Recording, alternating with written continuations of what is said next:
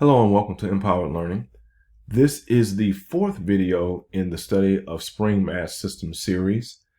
And so this video will cover what happens to a spring mass system whenever we apply an external force to it that is not equal to zero. So if this is the first video that you're watching, then you may want to go back and watch parts 1, 2, and 3. Part 1 deals with the theory behind modeling spring mass systems using second order linear homogeneous and non-homogeneous equations where the coefficients of the equation are all constants. The second video goes into a deeper dive into the no dampening case of our spring mass system where we study the concept of resonance. And the third video gets into our first set of examples 1 through 3, where we derived our equation to model our spring mass system, as well as looked at what are going to be our impulse responses, y of t, for our system. And we know that, let's say for differential equations vocabulary, as what our homogeneous solution would be for those systems whenever we have a no external force applied, meaning that the external force is equal to zero. So we're going to consider now when the external force is not equal to zero and it is a constant. So meaning that we have a constant force on the mass. So just even though I have a motor here, just think of someone pushing on the mass or pulling on the mass with a constant force the entire time. Okay. So with that being said, we already know what the homogeneous response is for this particular equation. And I say that because if we have the case where we have no dampening, we already know that our second order linear equation is going to look like this in general. I'm just going to write this out to kind of build into it. And so here, if this is equal to 0, and let's say this is equal to 24, then what we're just going to have is 12y double prime plus 12y prime, which is equal to 24. So that would be the second order linear equation that would model our spring mass system in this case where our dampening is 0. So from that, we have a characteristic equation again.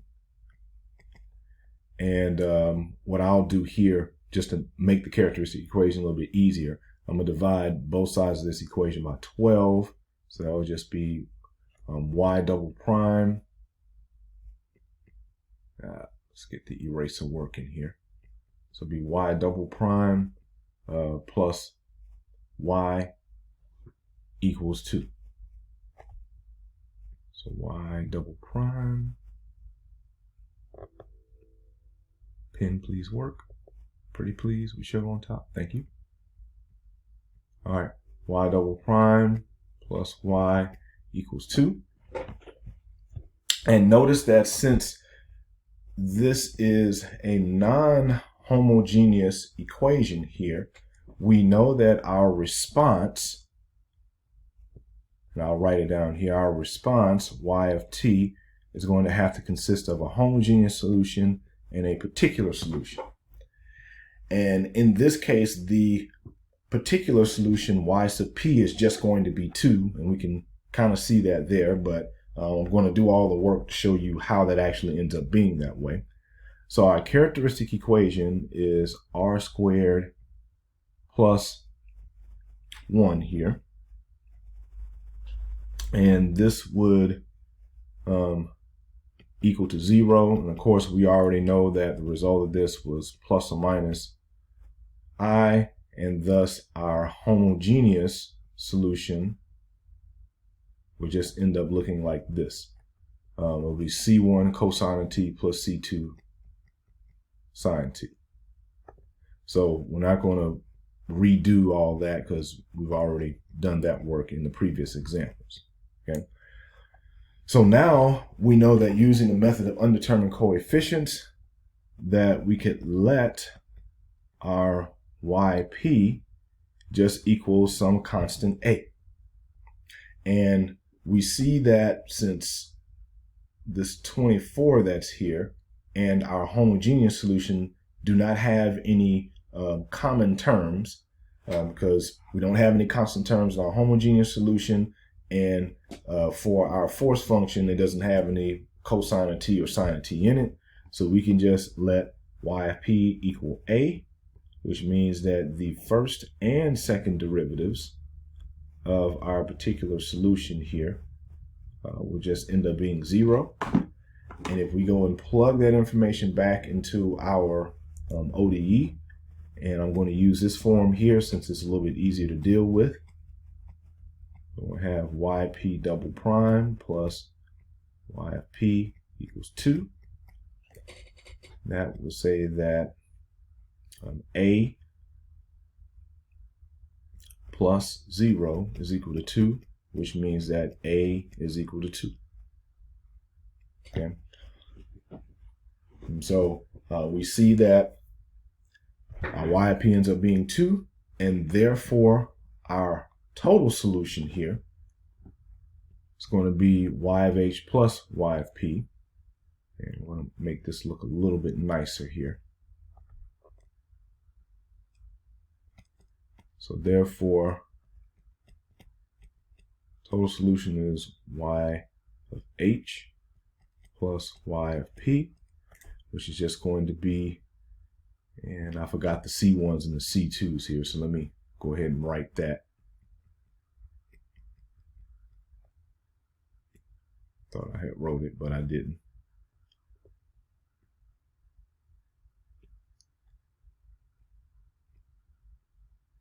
So that's C1 plus C2. So this will be C1 cosine of t plus C2 sine of t.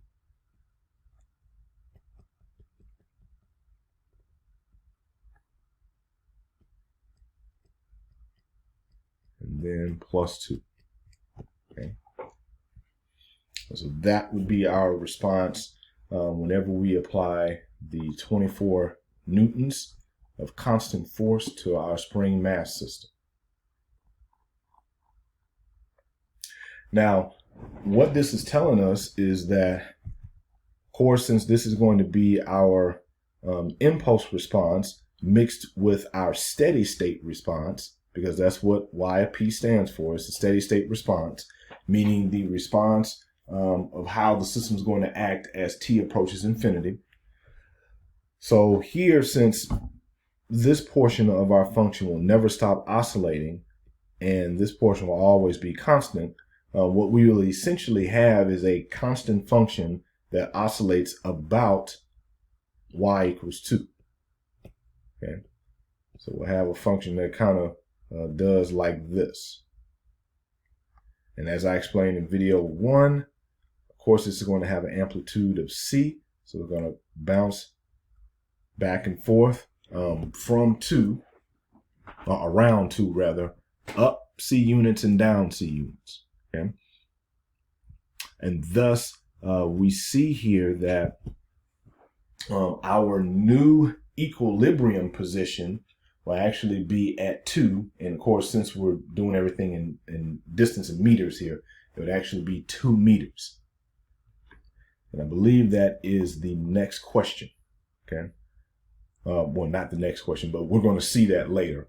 So just keep this in mind here, that if this is a graph and this is going to be graph of position and this is time, that's what this particular graph would look like.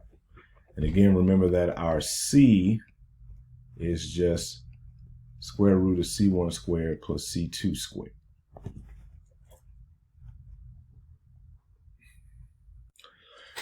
All right, so for part B of this example, we want to do the same thing that we did in part A, but now we want to consider when the dampening coefficient is 18.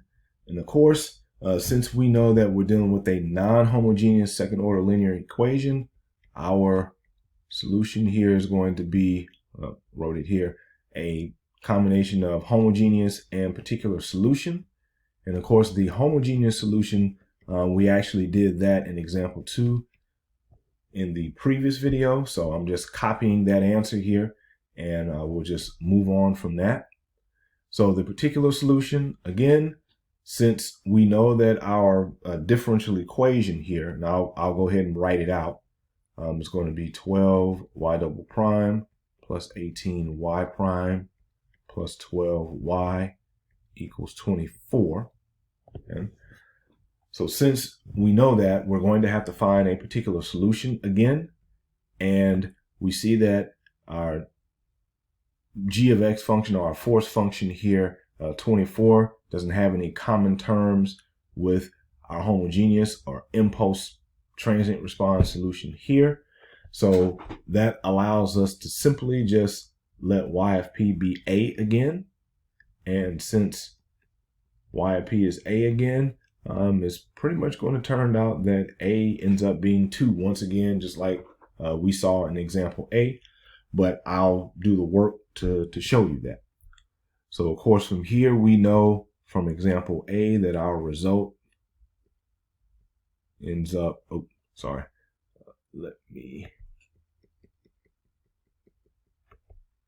for this one, we have to divide both sides by 6. And this is not correct either. So yeah. So this is not the correct response. So I'm doing the no dampening case, and this is dampening, so I have to include that. So let's correct that. So this should be looking like this.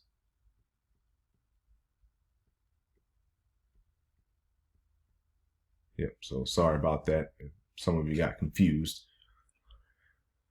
So we have this situation here. But again, the same type situation where 24 and cosine sine times the e raised to the 3/4, negative 3/4 t, no common terms. So we can let our y of p equal a, which implies that our first and second derivative of y of p is just going to be 0.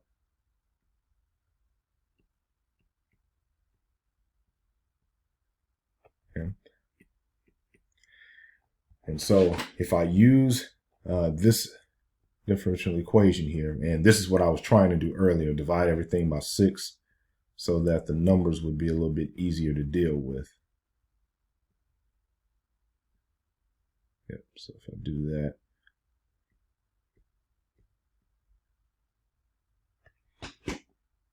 And so from there, if I was to go here and apply this, this would be 2 yp double prime plus 3 yp prime plus 2 yp equals 4.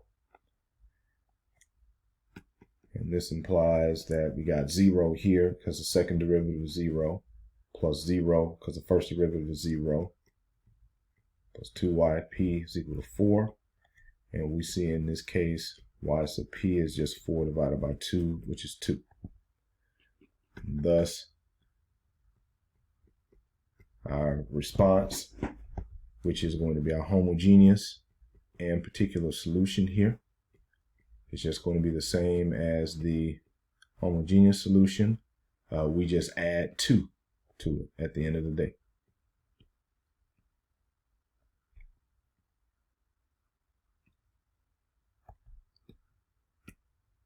Yeah, I don't know why my pen doesn't want to.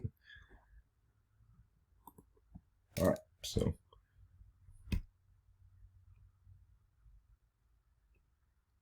this is C1 cosine the square root of 7 over 4t plus C2 sine of square root of 7 over 4t.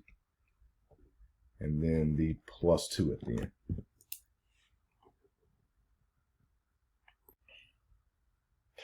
So our next part of this example says, based upon the solution that we found for our spring mass system here in 4A, and that was the case when we were considering no dampening. Okay, so it says, what is the new equilibrium for the spring mass system? Okay, and so the new equilibrium for it, we talked about this earlier, would be at 2 meters. And so here, if I'm going to go back, this is where we talked about that. And we said that this particular function would oscillate back and forth around this value A here, which is basically our constant function y of p, our particular solution. And so that is what the new equilibrium would be. And that's because of that constant force that we have on our mass in the spring mass system. Okay, so we know that this would be the new equilibrium value. Now, we want to show that the value for y of t, that this particular value for y of t, meaning the new equilibrium value, can be found by knowing both f of 0 and the spring constant. So here, what I'm trying to get at is that when we have these spring mass systems and they have a constant force on them, we can easily calculate what the equilibrium position is, because we simply just need to have our external force divided by our spring constant, and that will let us know where our new equilibrium position is. Okay, and of course, we have a force of 24 newtons, or kilogram meter per second squared, and we're dividing that by 2, because we found this earlier, that the spring constant was going to be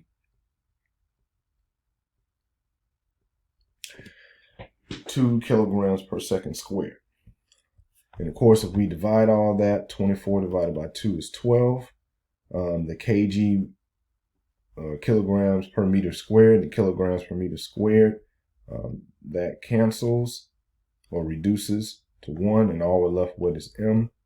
And that's how we get, oh, sorry, this is 12 meters, not 2. And that's how we get the 2 meters here. Yeah. Yeah, because we said our spring constant was 12 kilograms per second, not 2.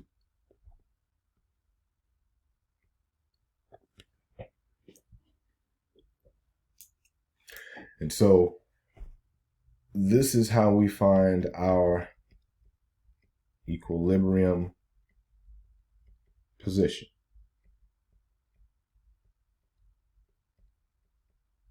And again, if you don't remember how we got the spring constant back in video 1, we basically said, when we measured it, we said that a force of 24 newtons stretched the spring 2 meters from equilibrium. And of course, we know if we have this as our force function for the spring, then of course this divided by the force divided by y gives us what our spring constant is, and 24 divided by 2 gives us 12. And so that's how we came up with that.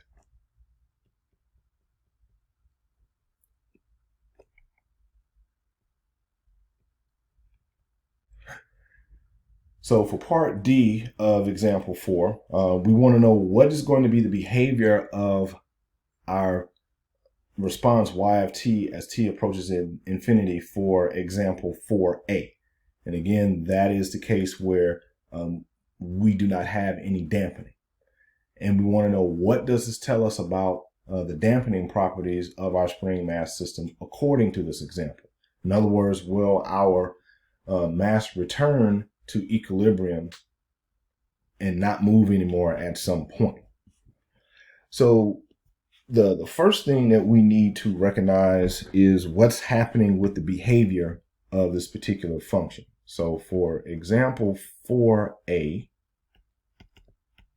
our response looked like this.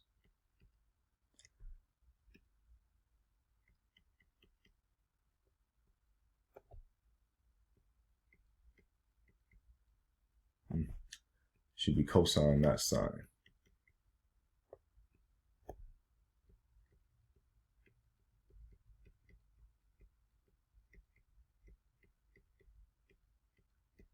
So this is our response. So if we were going to take the limit as t approaches infinity of this, we would essentially be taking, well, just trying to find the behavior of it. And like I mentioned before, I'm not going to get, all deep into, evaluating the limits from Cal A, that type of stuff. But basically we know that this portion of the signal is oscillating and this portion here is going to be constant. So like I described before, this particular function will just basically be oscillating around 2 meters here. Now, the thing is that will our mass return back to equilibrium? Because we do not have something here in each term that looks like this, meaning an exponentially decreasing factor on each term, that's going to prevent the mass from ever actually getting back to equilibrium again. So what our mass is just going to do is just continue to oscillate around 2 meters the whole entire time. Okay, so it'll never ever get back to equilibrium because of that. And we know that just based upon what the behavior of our response y of t in that case, for example, 4a. So we may start off like this and it'll just continue to do like this forever and ever and ever. Okay.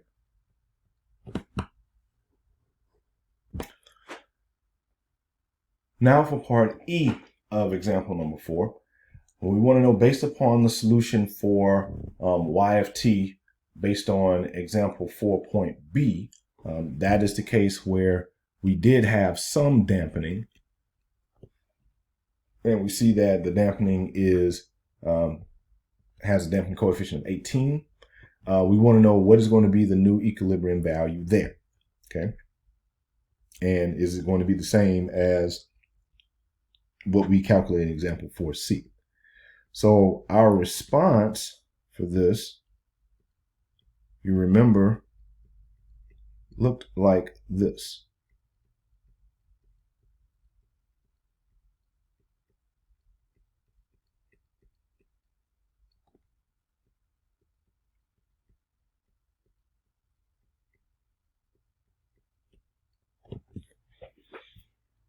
And so here we know because of this exponentially decreasing part, if I was to take the limit of this, if I want to get real technical, I would have to use a squeeze theorem to be able to prove this. But just talking conceptually here, we know that because we have this exponentially decreasing function here being multiplied times these sine and cosine terms, we know that eventually, even though it may start off at some place here, eventually this is going to oscillate and eventually get to y equals 0 as t approaches infinity. Okay. Oh, sorry. That's not what I meant to say here. So, because I forgot to do the +2 on this. So, yeah, that would be true if I didn't have the +2, but we got to have a +2 there. So because of that, that's going to bump everything up 2 units. And so that's going to change the way that this graph looks by vertically shifting it up 2 units.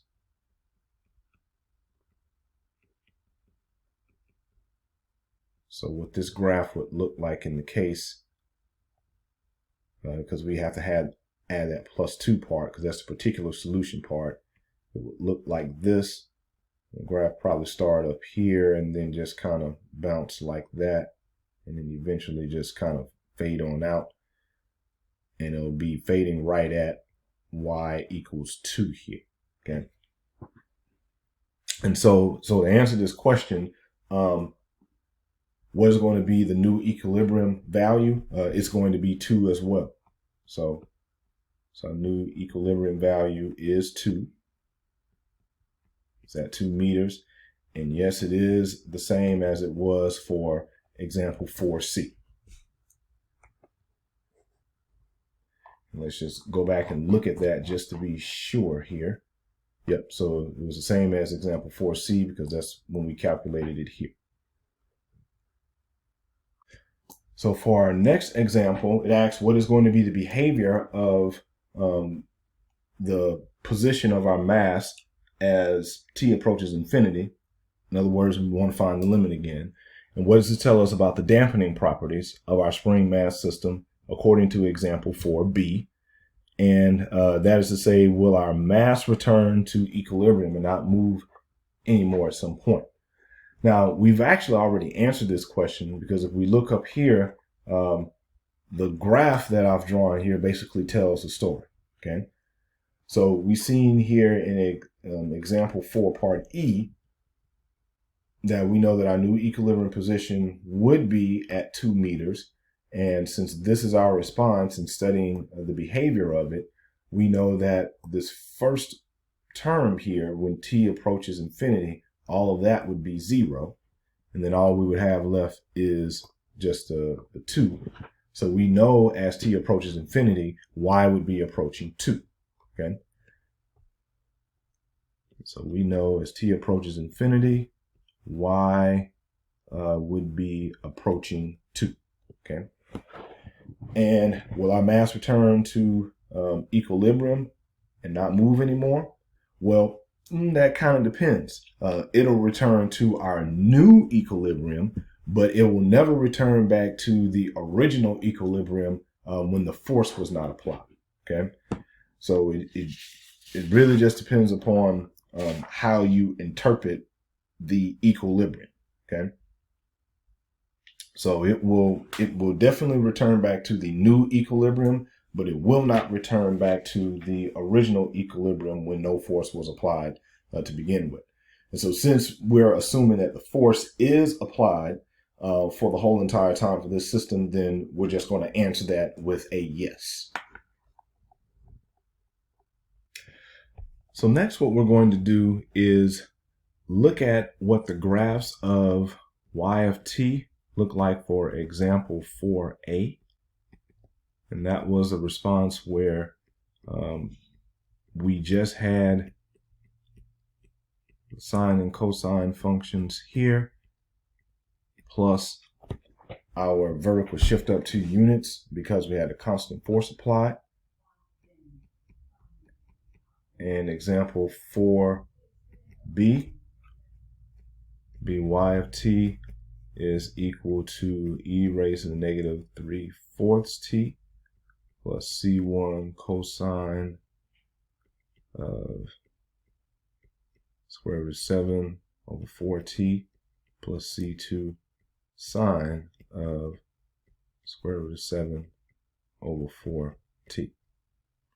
And so we're going to see what both of these graphs look like and see what it is that we're talking about as far as, hey, does the equilibrium in part in example 4a, does our mass ever return back to equilibrium? Our graph will show us that. And when we say equilibrium in this case, we mean does it return back to when y is equal to 2 meters? And for 4b, we're going to see in the graph of this, does it actually return back to 2? Of course, I need to add the plus 2 there because I keep forgetting to do that. So we're going to see, does it actually return back to 2? And of course, in the first graph, we should see that it does not return back to 2 meters ever. But in the second response, we should see it actually does return to 2 meters. And so I'm going to go into Desmos again and show that. All right, so we are in Desmos again. And for our force function, we see that for all these examples, our force function will be 24 newtons. For the first case, when we have no dampening, we see that this is our function. And notice that it just keeps on oscillating forever and ever and ever. It will never return back to this 2 meters here and just stop. And of course, if we were to come here and let's say extend the x-axis, let's say we extend to 40, then you'll see that it just keeps on going and going. So what we said in one of the earlier examples, I think it was part E, is it ever going to return back to equilibrium? No, it's not. So if we go ahead and apply what our solution would be, or our response whenever we do have some dampening, but it's underdamped, this is what that would look like. And of course, you see here that doesn't oscillate a whole lot, but eventually gets to the point where it just kind of settles about y equals 2. So you see that it happens relatively fast. Again, in this case, if we were doing this with some real live examples here, this would actually oscillate a little bit more before it fizzles out around 2. But because I wanted to make the numbers easy, that's why it's acting that way. Okay. So let's cut this off, and let's see when the dampening coefficient is critically damped. We see that it starts kind of the same thing, but it's exponentially, decreasing a little bit slower. But the main thing is that it tries to oscillate, but it just doesn't do it. Okay. And then of course, here with the overdamped case, and of course we didn't do this in the examples where I worked stuff out, but I just wanted to show that again, in the overdamped case is going to act purely exponential. Okay. Now, as I showed before, I wanted to give you some idea of what this looks like if we had made the numbers a little different, and see more oscillations here. So if we increase the period by a factor of 4, this is what the case where there's no dampening would look like. It would just, the mass would just oscillate back and forth. As you can see here, in case 2, there's some oscillation, then of course it will basically settle around the equilibrium value of 2 meters. And then when it starts to try to act, it tries to oscillate, but it figures out, hey, you know what? I'm at the critical point, so I have to start acting exponentially. So this part here is more the oscillatory part, but once it gets to about right here, it's saying, oh, I have to act exponential. And that's why you see it settling out at 2. And then of course, when it's acting like a pure exponential, again, you see that it's just really decreasing. It decreases sharply, and then it kind of just smooths out here. Okay? But we see that it is settling around y equals 2 everywhere except for this case where it just continues to oscillate on and on forever and ever. Okay, now we're going to move on to example 5. And what we're going to see in example 5 is that we are now going to be changing our external force from being a constant force to a force that is oscillatory. So basically something that oscillates, is periodic, goes back and forth. And so we're just going to use the function 12 sine t to do that.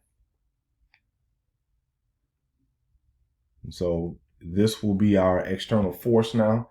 So what that's saying is, instead of us having just this constant force that works in this direction, for this motor, of course it's going to be going back and forth, and it's going to be oscillating with an amplitude of 12 in either direction. Okay. So we're going to look at all the cases again. When we have no dampening, when we have a little bit of dampening, of course, the underdamped case. Of course, graphically, we'll look at those two, as well as the critically damped case and the overdamped case. Okay, but I want to kind of give you an idea of how the non-homogeneous linear differential equation solving techniques kind of play into doing these examples. And I wanted to consider examples where the actual external force was not a constant function. Now, the other reason why I'm doing this example is that we're going to see that it is this type of situation that will actually create resonance for us. And I talked about that in the part 2 video for this video series. So the second video, I talked about the whole concept of resonance. And basically, the ingredients that we need for resonance is that we need an external force function that operates at the same frequency as the transient solution or the homogeneous solution. Basically speaking, that the natural frequency of the spring mass system, the external force function has that same frequency. And also, if we have that situation going on, then of course, we'll see that with a relatively small input amplitude, which in this case will be 12, we should get a very large output based upon value of t. So let's recall some things here. So we know that in the case of our dampening coefficient being 0, our differential equation for this is going to be 12y double prime plus 12y. And since our force function is 12 sine t, we will just make it equal to that. And we also know that because of the fact that this is a non-zero force function, we know that our response has to be both the transient response, which is going to be the homogeneous solution, plus the steady state response that we call the particular solution. Okay. Now, also remember that we've addressed this earlier, that in finding the homogeneous solution, we found that the homogeneous solution for this is just going to be C1 cosine of t plus C2 sine of t. Okay. So with all that being said, what we now look at to determine what our particular solution might be in general, we look at our force function and we look at our homogeneous solution here. And we see that our homogeneous solution has a term that is like or common with our force function. Okay. So if we were collecting like terms and we were trying to add these two together, I would have to put sine t together with 12t to come up with 12 plus C2 sine t. And so that means that these two terms are common. In the method of undetermined coefficients in solving these types of equations, we must come up with a particular solution, or in this case, steady state solution, where none of the terms in the y sub h, or the homogeneous solution, and the y sub p that I'm going to select can be the same. Okay, so in that case, what I'm going to do is I'm going to select let my y sub p at cosine of t plus bt sine of t. And so from there, we need to take the first and second derivative of this particular function and then plug it back into our original ODE. So I'm not going to go through all the gory details of the first and second derivative. I'll just go ahead and write what the answers are for that.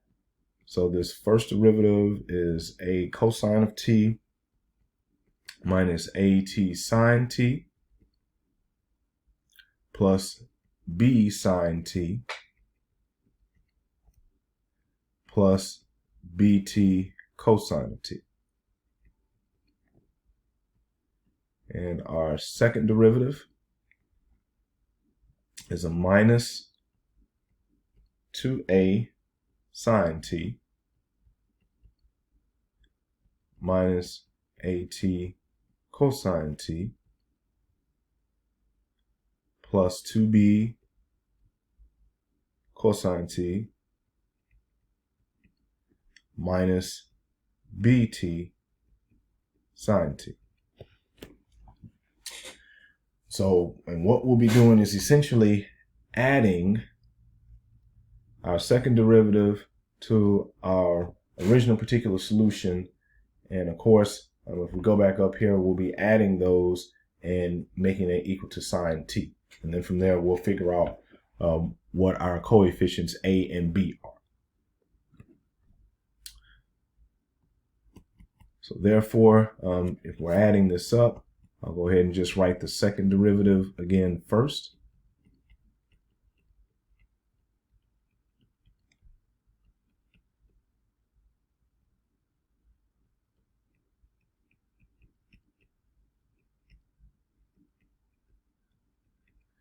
And then we'll add to that our y of p, which is going to be a plus a of t cosine of t plus b of t sine t.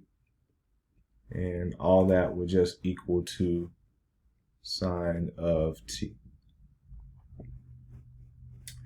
And if you noticed here, these two terms and these two terms cancel to 0. We essentially just have 2a sine of t plus 2b cosine t, and this will equal to 1 times sine of t, because that's what actually sine of t is, plus 0 times cosine of t. And so we can see from there that we can match up terms. So we see that these two terms will match up, and we also see that these two terms match up. And so now from that we can figure out what our a's and our b's are. So this lets us know that 2a is equal to 1 and 2b is equal to 0. So now we see that our a ends up being a negative 1/2 and our b is just 0. And so now we know what our y of p is. And again, our y of p is what we call our steady state solution. Of course, in differential equations talk, that is our particular solution.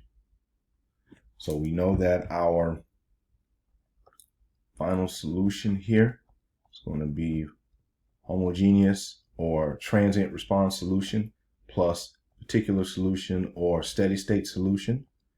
And that will end up being C1 cosine of t plus C2 sine of t minus 1/2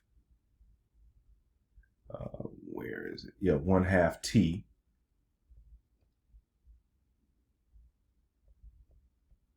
cosine t. And that ends up being our final solution there. Now notice that our response here has a steady state solution that's going to continue to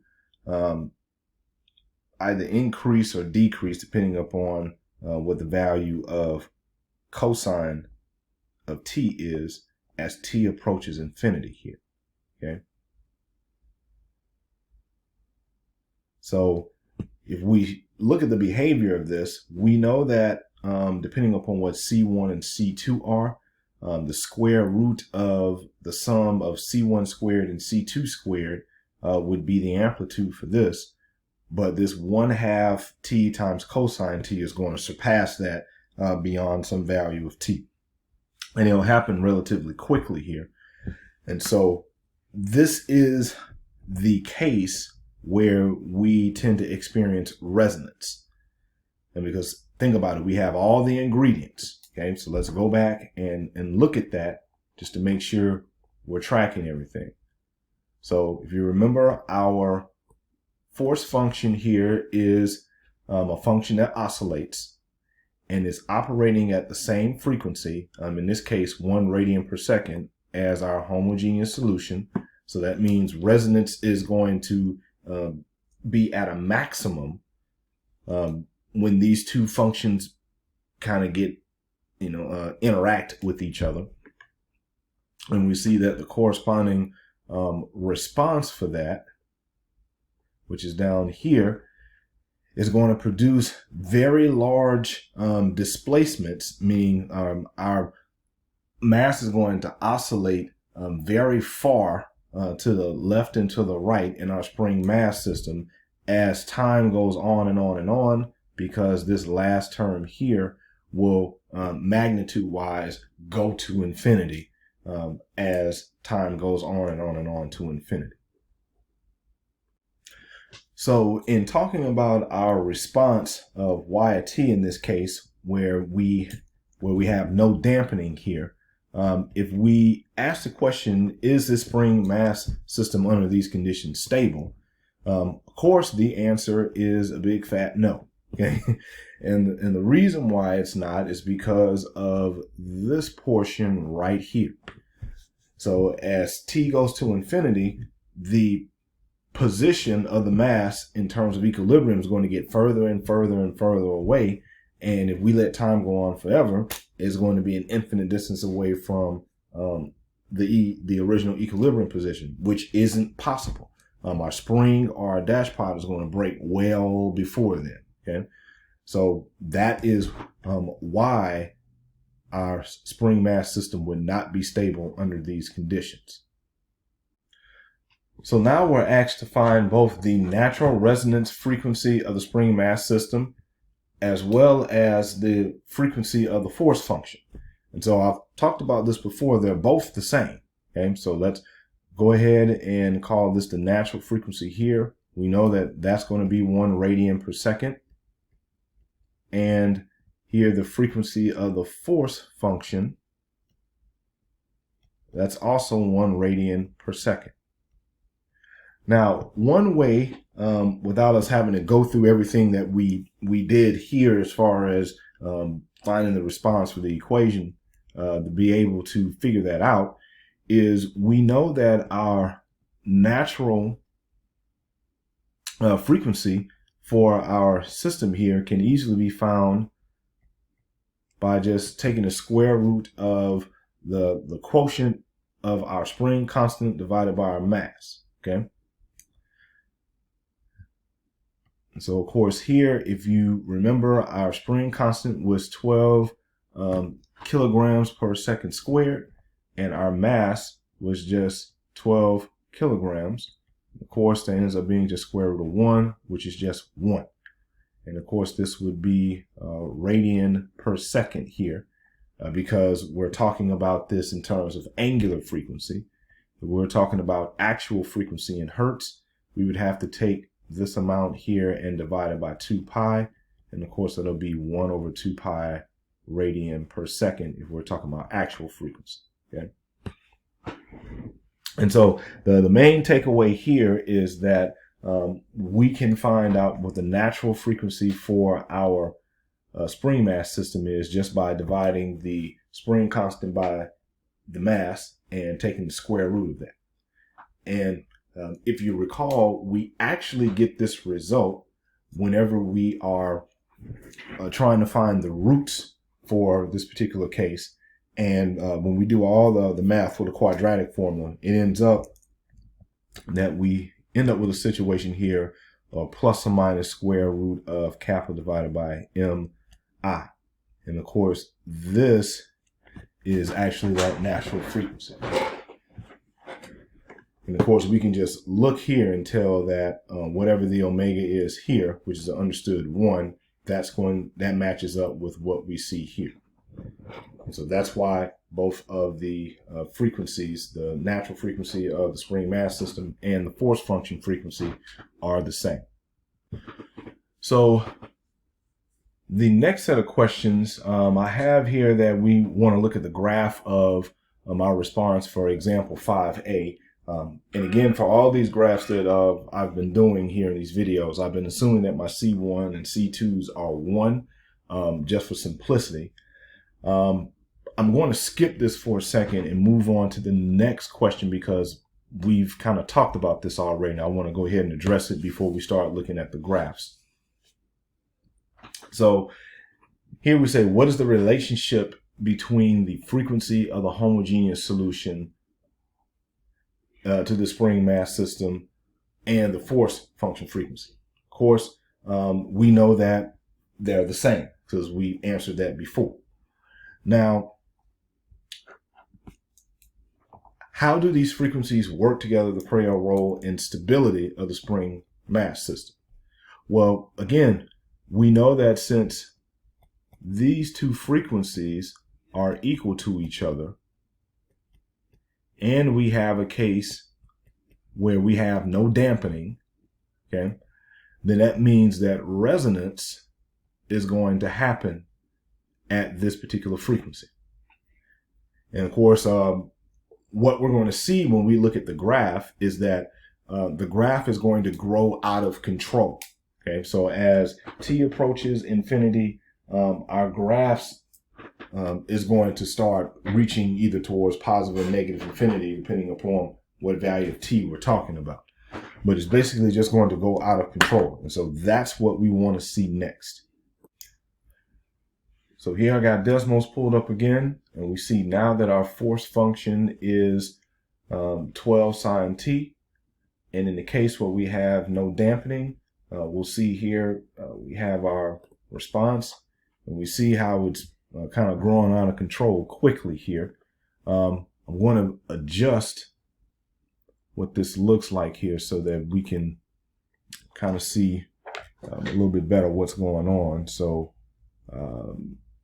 I'm going to increase X here to 40, and I'm going to increase this to 200, negative 200 and 200. That looks like that's a little bit too much, so we'll go down to 100.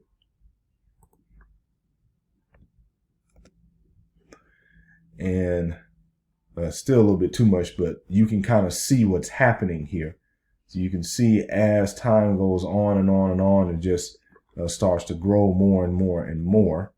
I'll adjust this some more just to get a better view of it. So let's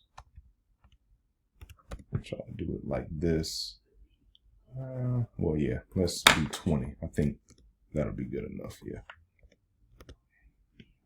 So we'll do 20 here, and I'll increase this to, no, I think that's, yeah, that should be good. Yeah, so we see here how this starts to grow out of control. Yeah, I'll just kind of do it like this. And you see, as time goes on and on and on, it gets just bigger and bigger and bigger. And just imagine that the mass, if where I'm at here is equilibrium, it's going here, here, and then it just keeps on doing like this and getting larger and larger and larger. And of course, if it does that for too long, then the either the spring or the dash pot is going to break. So, of course, this is the case that we don't want. But if we have this kind of response, one of the things that we want to try to do is control it. Okay. And so we would have to do something else or add something else to the spring mass system to try to, rein it in some if need be. So this is what the response would look like if we were to do the dampening case where we have the underdamped case. Our damping coefficient is 18. So you see again that everything is kind of reined in at that point because we do have some dampening going on. The one thing that I do want to show you here, and I'll zoom in a bit so that you can see it.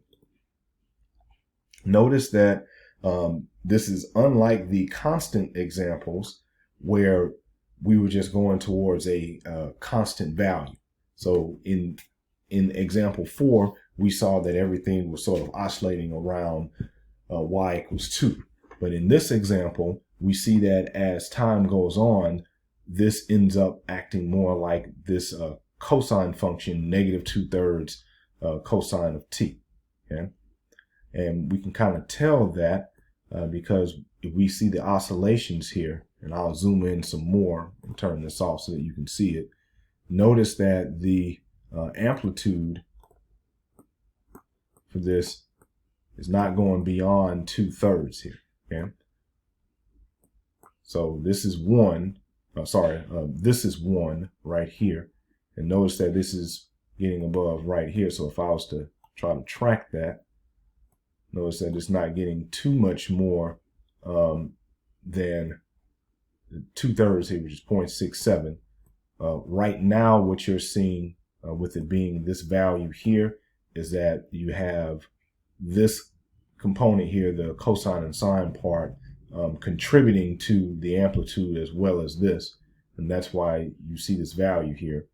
But let's say if we zoom out, let's say we go way down here, we should see that we should be very close to 2/3 at that point as far as the amplitude is concerned. So we zoom in here. Yep, and you see how we're getting very close. So that's like 2/3 right there. And that's where it's peaking. Should see the same thing right there. So that is what's happening there. And of course, when we have the critically damped case, is going to try its best to act exponentially. But of course, because we have the force function that is oscillatory in nature, it's still going to look like something like what you see here as t goes on to infinity. So I'll zoom back out so you can actually see that. And we'll just cut on this one. I'll cut this one off. We'll zoom back in.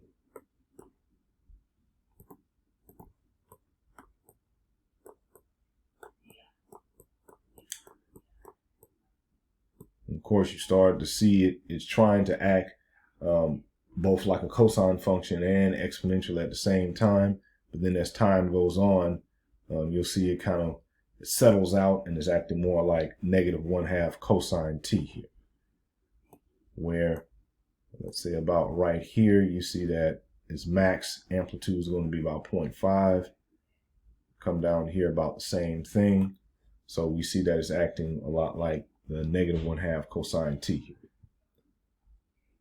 And of course, in the overdamped case, we see that again it's going to act like a oscillating function for values of t that go towards infinity, but it's going to try to act more exponential first. Okay, so as you can see, it's acting like an exponential here, but then it's like, oh, this is getting closer and closer to 0. So now this -6/13 times sine of t kind of takes over, and it starts to act like this, you know, as time goes on to infinity. All right, so now we'll move on with example 5 here. I've worked out these examples as well. I wanted to work out the first few examples of how to get your y of p live, but I think now we kind of got the hang of it. So I'll just go ahead and talk through the rest of the examples that are worked out. Because the main thing here is once we get a certain expression for y of p, we want to see how that y of p affects the long-term behavior of that function. So that's what I want to concentrate on here to finish out this particular video. So we're considering the spring mass system here, where of course our mass is going to be 12 kilograms. Our spring constant is still going to be 12. And now our dampening coefficient is going to be 18. So now that we know what we want here as far as the dampening, if you remember, our original ODE ends up looking like this. And of course, if we fill in the values, here we know that that's just going to be 12y double prime plus 18y prime plus 12y equals 12 sine t. And if you remember here that we found out that our homogeneous or transient or impulse response was going to look like this. And so now our goal is to figure out what our YFP is going to be. So in this case, since our force function is 12 sine t, and if you look here, we have, for our homogeneous solution, we have terms that have cosine of something, cosine of a frequency that's different than 1 here, and on top of that is multiplied times an exponential. So because of that, we know that our force function and our homogeneous or transient response or solution does not have any like terms in it. So we can just simply pick our y sub p to be a sine of t plus b cosine of t. And of course, we take the first and second derivative of those, which is relatively easy to do. And we substitute it back into our original second order differential equation. And so that is what you see here. This is our yp double prime. This is our yp prime. This is our yp. And we do all the multiplying and adding up. And we see that once all of that's done, after canceling like terms, we see that A ends up being 0 and B ends up being a negative 2/3. And so this is what our response will act like as t goes to infinity. And again, I showed you the graph of all of that so that you can have a pretty good idea of what was going on when I got to these examples here, since I was just going to kind of step through them. So we know that's going to be our YFP here. And again, as t goes to infinity, all of this goes to 0, and we're just left with this. Okay. And it's all going to be oscillatory in nature. It's just that, again, it's this particular part here that is making this first big term die out and just act like this over time. So we want to know, is this spring mass system under these conditions stable? And in general, yes, it is.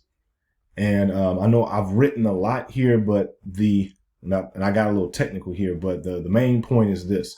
For large values of t, our function is going to act like negative 2/3 cosine of t. And since it's oscillating back and forth and it doesn't oscillate too much, that lets us know that the system is stable. It's going to continue to oscillate. It'll never stop, but it'll never get out of control to where either our dash pod or our spring will break. And again, if we take a look at the graph for our response here that we had in this example, and we'll get rid of the all that goes to 0 part. So we want to look at what that graph actually looks like. And again, I showed this before when I showed all the graphs. But this is just a close-up on just this one. We see that it's originally starts off trying to act like both this piece and this piece, but as it continues on, it kind of straightens itself out and starts to act more like just negative 2/3 cosine of t.